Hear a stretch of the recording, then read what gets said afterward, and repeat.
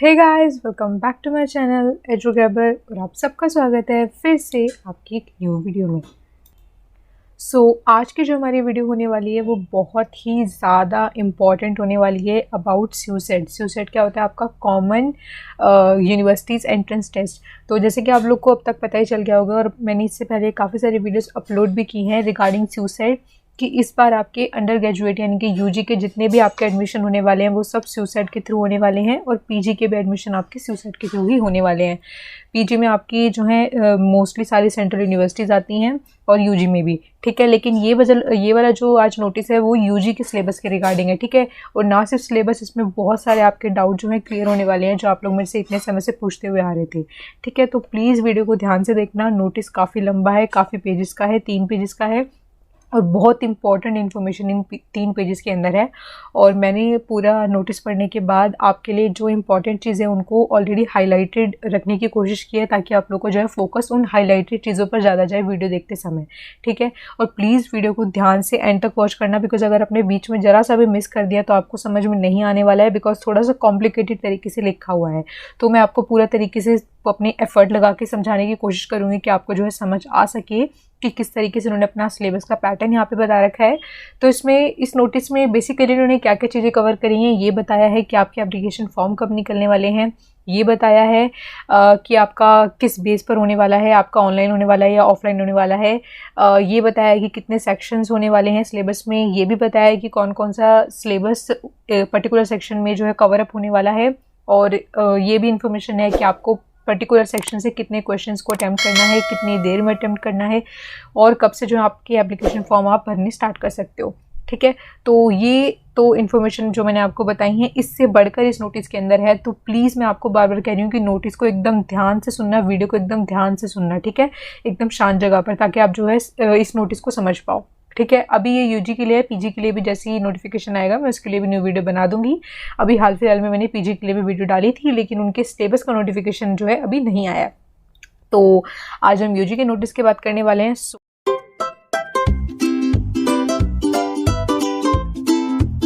Let's start. तो सबसे पहले मैं यहाँ पे आपके लिए मेन लाइन पढ़ देती हूँ कि conduct of the Common University Entrance Test 2022 undergraduate programme in central universities for academic session of 2022 to 23, ठीक है। अगर आपको ये जानना है कि कौन कौन सी सेंट्रल यूनिवर्सिटीज़ आती हैं स्यूसेट के अंदर तो आप मुझे टेलीग्राम पे जो है मैसेज कर देना, नीचे डिस्क्रिप्शन बॉक्स में लिंक है, उससे आप जो है मेरे ग्रुप को ज्वाइन कर सकते हो टेलीग्राम वाले। वहाँ पर मैं आपको पूरा लिस्ट जो है शेयर कर दूँगी, बिकॉज बहुत सारी यूनिवर्सिटीज़ हैं तो उन सबको एक वीडियो में अगर मैं नाम लेके कवर अप करूँगी तो आपके लिए भी बोरिंग हो जाएगा और वीडियो भी लंबी हो जाएगी। तो इससे मैंने यहाँ पे यूनिवर्सिटीज़ के नाम को मेंशन नहीं करने वाली हूँ, ठीक है। जो बड़ी बड़ी यूनिवर्सिटीज़ हैं जैसे कि जेएनयू, डीयू, ये सब तो हैं इसके अंदर आने ही वाली हैं, लेकिन जेएनयू में आपके यूजी जो होता है वो सब्जेक्ट्स के अंदर नहीं होता है। फॉर एग्जांपल डीयू में आपका पॉलिटिकल साइंस वगैरह सब्जेक्ट्स में जो है आपके यूजी होती है, लेकिन जेएनयू जो है यूजी सिर्फ लैंग्वेज कोर्सेज में प्रोवाइड करता है, ठीक है। तो इसलिए जेएनयू को प्लीज़ आप लोग सब्जेक्ट डोमेन के बेसिस पे मत देखना। तो इन सब बातों को भी साइड रखते हैं, ये सब बातें हम बाद में करेंगे। पहले जो हमारा मेन आज मकसद है इस वीडियो का, पहले हम उसको देखते हैं, ठीक है। तो एनटी के बारे में आपको पता ही है, इसलिए मैं ये सब नहीं पढ़ रही हूँ कि एनटी एक ऐसी एजेंसी है, नेशनल टेस्टिंग एजेंसी है जो कि सारे के सारे एंट्रेंस टेस्ट जितने भी होते हैं इंडिया में उनको कंडक्ट करवाती है, ठीक है। तो इसमें लिखा हुआ है कि एनटी को जो है जिम्मेदारी सौंपी गई है सेंट्रल यूनिवर्सिटीज़ का जो एंट्रेंस टेस्ट है उसको कंडक्ट करवाने की। अब जो हाईलाइटेड पार्ट्स हैं मैं मेनली उनको यहाँ पे जो है रीड आउट करने वाली हूँ, बिकॉज पूरा अगर मैं पढ़ने जाऊँगी तो आप लोगों के लिए भी कन्फ्यूजिंग हो जाएगा, इसलिए मैंने जो है हाईलाइटेड चीज़ें इसमें रखी हैं जो ध्यान देने वाली हैं, ठीक है। तो सबसे पहला जो हाईलाइटेड पार्ट यहाँ पे मैंने आप लोगों के लिए रखा है वो है कि स्यूसेट आपका किस मोड में होने वाला है, ऑनलाइन या ऑफलाइन। सबसे पहले मैं आपकी ये जो है दुविधा वो क्लियर कर दूं कि ऑनलाइन का मतलब घर बैठ के पेपर देना नहीं होता है। मैंने काफ़ी बच्चों से ये जो है एक स्टूपिड भी बोल सकते हैं इसको, लेकिन क्योंकि आप एंट्रेंस टेस्ट घर पर बैठ के दे रहे हो, लेकिन ऐसा नहीं होता है। ऑनलाइन का मतलब होता है कंप्यूटर बेस्ड टेस्ट। आप सेंटर पर जाते हो, वहाँ पर इतने सारे कंप्यूटर रखे होते हैं, आपको आपके नंबर के अकॉर्डिंग जो है अलॉट कर दिया जाता है कंप्यूटर, या फिर आपको जो भी कंप्यूटर मिलता है उस पर जो है स्क्रीन पे टेस्ट देते हो, ठीक है। तो ऑनलाइन का मतलब बिल्कुल ये नहीं है कि आप लोगों को घर बैठ के देना है। तो पहला तो यही कन्फ्यूजन क्लियर कर देते हैं, बिकॉज यूजी का जो एंट्रेंस टेस्ट है वो बच्चे 12th के बाद देते हैं और तब तक मोस्टली बच्चों ने जो है कोई भी पेपर नहीं दिया होता, तो इसलिए उनके दिमाग में ये वाले कन्फ्यूजन्स होना वाजिब है, ठीक है। लेकिन पीजी के स्टूडेंट को ऐसी कन्फ्यूजन्स नहीं लानी चाहिए। लेकिन यूजी के तौर पर जब आप जस्ट 12th के बाद आप पहली बारी को एंट्रेंस टेस्ट दोगे तो उसमें आपके पास बहुत सारे सवाल होंगे। तो अगर मैं उन सवालों को इस वीडियो में एड्रेस नहीं कर पाती हूँ तो आप मेरे से कमेंट बॉक्स में भी पूछ सकते हो, ठीक है। तो फर्स्ट तो आपका कंफ्यूजन यहीं पे क्लियर हो गया कि आपका फर्स्ट क्या होने वाला है, कंप्यूटर बेस्ड टेस्ट होने वाला है ऑनलाइन, ठीक है, सेंटर पे जाके। The details of the program offered by Central Universities are being made available on their respective websites. तो SUSET के अंदर जितनी भी आपकी यूनिवर्सिटीज़ आने वाली हैं, आपको सिर्फ NTA के नोटिस पर ही जो है निर्भर नहीं रहना है। पर्टिकुलरली जो यूनिवर्सिटीज़ होती हैं वो अपने भी कुछ अलग से क्राइटेरिया रखती हैं कई बारी। तो प्लीज़ आप अपनी जिस भी यूनिवर्सिटी में एडमिशन लेना चाहते हो आप उसको जो है कॉन्टिन्यूसली जो है विजिट करते रहना, ठीक है, क्योंकि जो भी इन्फॉर्मेशन आपकी एनटी की साइट पर आएगी वो आपकी उस यूनिवर्सिटी की साइट पर भी आ जाएगी, ठीक है। तो बात करते हैं पहले एप्लीकेशन फॉर्म की। एप्लीकेशन फॉर्म आपके कब निकलने वाले हैं, 2 तारीख से 2 अप्रैल से निकलने वाले हैं और कब तक रहने वाले हैं, 30 अप्रैल तक रहने वाले हैं, ठीक है। यानी कि आपको यहाँ पे अप्रॉक्स 1 मंथ दिया गया है एप्लीकेशन फॉर्म भरने के लिए SUSET का। उसके बाद यहाँ पे है आपका स्ट्रक्चर क्या होने वाला है पेपर का। तो स्ट्रक्चर यहाँ से आपकी इंपॉर्टेंट बातें सारी शुरू हो जाती हैं जो आपको बिल्कुल ध्यान से सुननी है, ठीक है। तो प्लीज़ एकदम शांति में बैठ के सुनना, क्योंकि थोड़ा सा कॉम्प्लिकेटेड लिखा हुआ है लेकिन मैं कोशिश करूँगी कि आपको समझा पाऊँ, ठीक है। सबसे पहले हम पेपर स्ट्रक्चर की बात करते हैं कि पेपर स्ट्रक्चर में जो है आपके 4 सेक्शन यहाँ पे होने वाले हैं। First section A section 4 section, वैसे ये 3 ही है लेकिन फर्स्ट सेक्शन के 2 पार्ट हैं, यहाँ पे आप देख सकते हो। 1 का ए, 1 का बी, सेक्शन 2 और सेक्शन 3। सेक्शन 1 में आपकी 13 लैंग्वेज है, सेक्शन 1 के बी में आपकी 19 लैंग्वेज है। सेक्शन 2 में आपके 27 डोमेन सब्जेक्ट है। डोमेन का मतलब होता है पर्टिकुलर सब्जेक्ट जिसमें आप यूजी करना चाहते हो। For example political science, geography, history, ठीक है, इस तरीके से आपके जो पर्टिकुलर सब्जेक्ट होते हैं उनको डोमेन कहा जाता है। और आपका जो सेक्शन 3 है उसमें आपका जनरल टेस्ट है जिसमें आपके जो है करंट अफेयर्स और रीजनिंग और जीके ये सारी चीज़ें जो है कंबाइंड होती हैं। अभी आपको इन 4 सेक्शन को देखकर जो है डरने की ज़रूरत नहीं है, बिकॉज इन सबको आगे जाके पूरा का पूरा एलेबोरेट हम लोगों ने सेक्शन जो सिलेबस वाला जो सेक्शन है उसमें कर रखा है, ठीक है। तो आप लोग को अभी इनके बारे में जो है टेंशन लेने की ज़रूरत नहीं है, हम इसको भी आगे देखेंगे। Choosing option from each section is not mandatory, choice should match the requirements for the desired university, ठीक है। तो यानी कि जो यहाँ पे 4 चीज़ें बताई गई हैं, सेक्शन 1 के 2 पार्ट और सेक्शन 2 और 3, ज़रूरी नहीं है कि आपको हर सेक्शन जो है अटेंड करना ज़रूरी है, बिकॉज कुछ यूनिवर्सिटीज़ जो हैं अपनी अलग रिक्वायरमेंट्स को फॉलो करती हैं। तो हो सकता है कि कोई यूनिवर्सिटी सिर्फ 1 का ए और बाकी इन 2 को फॉलो कर रही हो, या फिर कोई यूनिवर्सिटी 1 का बी और इन 2 को फॉलो कर रही हो, ठीक है। तो ज़रूरी नहीं है कि आपको सबको जो है फॉलो करना है। अब फॉलो करने का मतलब क्या है वो यहाँ पर हम नीचे समझते हैं। अब फीचर क्या है इन चारों जो यहाँ पे सेक्शन दे रखा है उनका, ठीक है। तो यहाँ पे मैंने आप लोगों के लिए हाईलाइट कर रखा है जो मेन चीज़ें हैं। तो सेक्शन 1A में आपकी कौन सी लैंग्वेज होने वाली है, there are 13 different languages, any of these languages में बी चूजन, ठीक है। और वो कौन सी 13 हैं वो भी सबसे नीचे जाके यहाँ पे मेंशन है। तो यहाँ पे अभी बस आप इतना समझ लो कि सेक्शन 1A में आपके पास 13 डिफरेंट लैंग्वेज होने वाली हैं जिसमें से आपको जो है चूज़ करनी है। और सेक्शन बी में जो है आपकी 19 लैंग्वेज होने वाली हैं अपार्ट फ्रॉम सेक्शन ए, ठीक है। तो यानी कि जो आपके सेक्शन ए में जो लैंग्वेजेस होने वाली हैं उनको छोड़कर जो लैंग्वेज बचेंगी वो आपकी 1B में लिखी होंगी, ठीक है। तो हो सकता है कुछ यूनिवर्सिटी जो है सेक्शन ए वाली लैंग्वेजेस के बेस पर ले और कुछ यूनिवर्सिटी सेक्शन बी वाली लैंग्वेज के बेस पे ले, ठीक है, बिकॉज इसमें जो है बहुत सारी आपकी स्टेट यूनिवर्सिटीज़ आएंगी जो अपनी लैंग्वेज को भी प्रेफर करती हैं, ठीक है। तो इन दोनों का जो मिला के जो क्वेश्चन होने वाले हैं वो आपके 50 होने वाले हैं, जिसमें से आपको केवल और केवल 40 अटैम्प्ट करनी है, ठीक है। यहाँ पे साफ लिखा है 40 question to be attempted out of 50, ठीक है। कितनी देर में आपको 45 मिनट मिलेंगे इसको करने के लिए, ठीक है। यानी कि आपको 40 क्वेश्चन करने के लिए 45 मिनट यहाँ पे मिलेंगे। Language to be tested through reading comprehension, तो आपको जो है ग्रामर वगैरह जो है नहीं पूछे जाने वाली है, आपको एक रीडिंग कॉम्प्रीहेंशन, यानी कि आपने 12th के पेपर तक अभी तक आपने पैसेज दिए होंगे ना आपकी, जैसे हिंदी इंग्लिश के पेपर में आपके पास फर्स्ट क्वेश्चन पैसेज का होता है, उसी तरीके से यहाँ पे रीडिंग कॉम्प्रीहेंशन आने वाला है। लैंग्वेजेस के बेस पे वो किसी भी बारे में हो सकते हैं कॉम्प्रीहेंशन, उसके बेसिस पे आपको MCQ मिलेंगे, वो आपको करने हैं, ठीक है। जैसे कि उसमें से कोई वर्ड का मीनिंग आपसे पूछ लिया जाएगा, या फिर कहीं भी आपसे ग्रामर पूछ ली जाएगी, कोई प्रपोजिशन पूछ लिया जाएगा, ठीक है, बेस्ड ऑन लैंग्वेज। तो सेक्शन 1A और सेक्शन 1B में जो लैंग्वेजेस हैं उसका जो टेस्ट है आपका वो कॉम्प्रीहेंशन बेस्ड होने वाला है, यानी कि पैसेज बेस्ड होने वाला है, जिसमें आपको 40 क्वेश्चन करने हैं 50 में से 45 मिनट में। आई होप आपको इतनी बात समझ आई होगी, ठीक है। अगर इतनी बात समझ आ गई है तो हम नेक्स्ट स्टेप पे चलते हैं। नेक्स्ट स्टेप है आपका सेक्शन सेकंड, ठीक है। सेक्शन सेकंड में आपके पास यहाँ पे 27 डोमेन सब्जेक्ट होने वाले हैं। डोमेन का मतलब यहाँ पे जो है मैंने आपको बताया था, जैसे कि पॉलिटिकल साइंस हो गया, ज्योग्राफी हो गया, हिस्ट्री हो गया, इस तरीके से जो डिफरेंट डोमेन होते हैं उनको सब्जेक्ट्स को यहाँ पे डोमेन कहा गया है।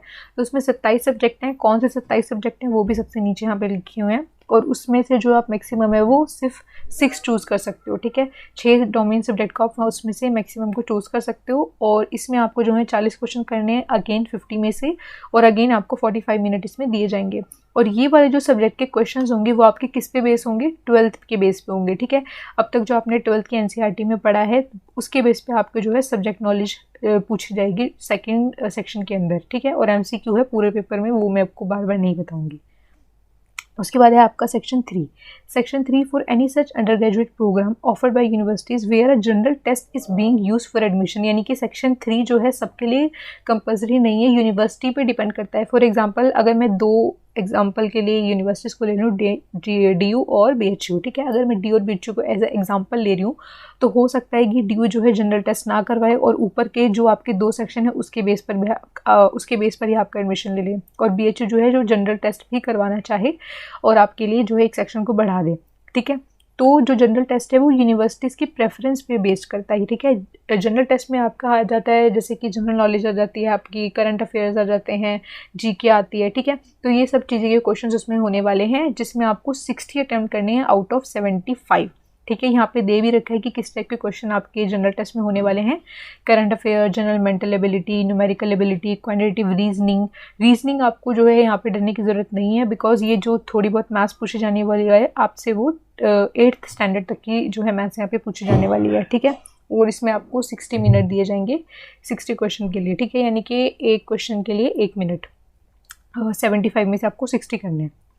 अब यहाँ पे हम बात कर लेते हैं लैंग्वेजेस की, जो कि मैंने आपको बताया था कि सेक्शन 1A और 1B में जो आपके लैंग्वेजेस हैं।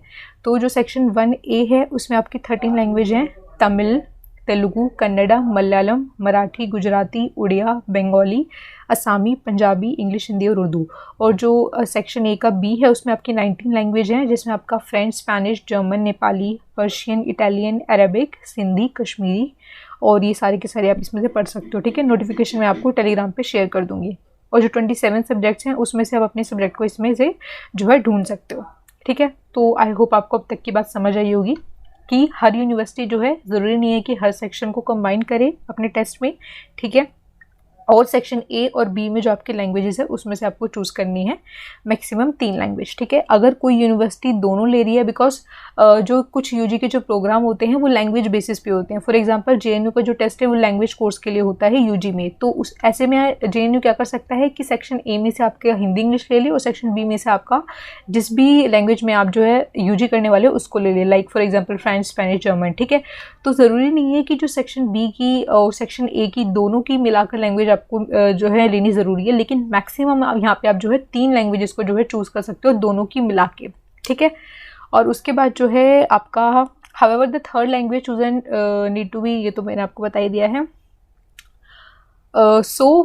अगर आपका टेस्ट इस तरीके से होता है, अगर आप 2 लैंग्वेज चूज़ कर सकते हो तो आपके पास क्या क्राइटेरिया बन जाएगा, एक तो 2 लैंग्वेज आपने चूज़ कर रखी होंगी और मैक्सिमम आप जो 6 अपने स्पेसिफिक सब्जेक्ट को चूज़ कर सकते हो, और एक आपका जनरल टेस्ट, तो एक आपका हो गया ये सेट का टेस्ट, ठीक है। अगर आप इस तरीके से नहीं देते हो तो अगर आपने 3 लैंग्वेज चूज़ करी है तो 3 लैंग्वेज के अकॉर्डिंग आपके पास किस तरीके से आप पेपर देना होगा, 3 लैंग्वेज होंगी, 5 उस टाइम आप सिर्फ सब्जेक्ट को चूज़ कर पाओगे और एक जनरल टेस्ट, ठीक है।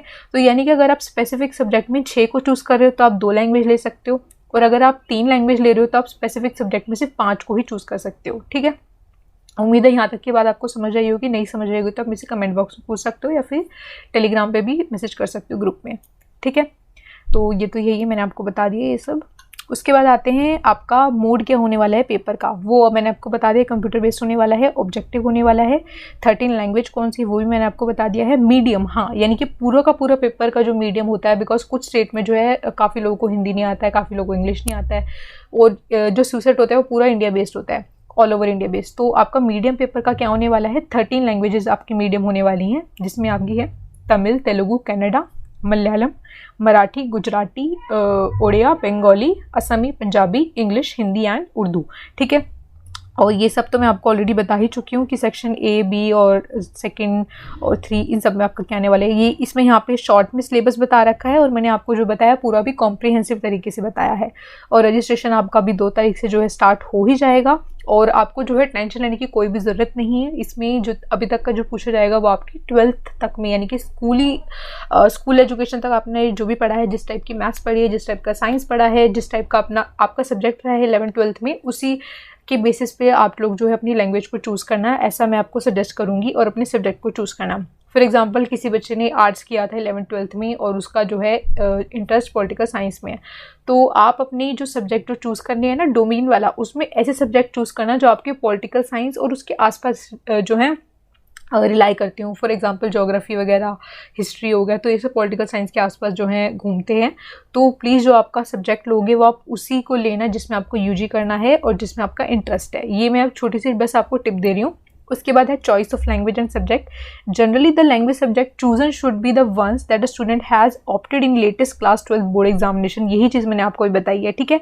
If any university permits any flexibility, अगर बेसिकली आपको जो है सब्जेक्ट में वही सब्जेक्ट चूज़ करना है जो आपने 11th-12th में पढ़ा है या कि बोर्ड एग्जामिनेशन में आपने पढ़ा है, ठीक है। जैसे कि आपने आर्ट्स दिया है तो आप आर्ट वाले सब्जेक्ट को चूज़ करना, साइंस से पढ़े हो तो साइंस वाले सब्जेक्ट को चूज़ करना। लेकिन अगर कोई फ्लेक्सिबिलिटी आप चाहते हो, अगर आर्ट्स वाला बच्चा साइंस में देना चाहता है तो ये यूनिवर्सिटी पर डिपेंड करता है, ठीक है। यहाँ पे लिखा है however if any university permits any flexibility in this regard the same can be exercised under SUSED, ठीक है। तो ये आपको पर्टिकुलर यूनिवर्सिटी के ऊपर जो है डिपेंड करेगा। तो यहाँ पे मैंने जो है थोड़ा सरल शब्दों में आपको इसको समझाने की कोशिश की है। अगर फिर भी आपको कोई दिक्कत परेशानी आए इसके अंदर तो आप मुझे टेलीग्राम पे भी पूछ सकते हो या फिर जो है कमेंट बॉक्स में भी पूछ सकते हो। और प्लीज़ इस टाइप की लेटेस्ट नोटिफिकेशन पाने के लिए और तैयारी करने के लिए, हमारे साथ जुड़े रहने के लिए आप प्लीज़ चैनल को सब्सक्राइब कर लेना और आगे जो बेल आइकन है उसको प्रेस कर लेना, ताकि हम आपको सारी के सारी जो लेटेस्ट अपनी वीडियोस लेकर आते हैं वो आप तक पहुंच सके और आपको जो है हम पूरी की पूरी सहायता प्रोवाइड कर सके। So till then bye bye, take care and मिलते हैं आपसे नेक्स्ट वीडियो में। तब तक के लिए goodbye, take care and best of luck.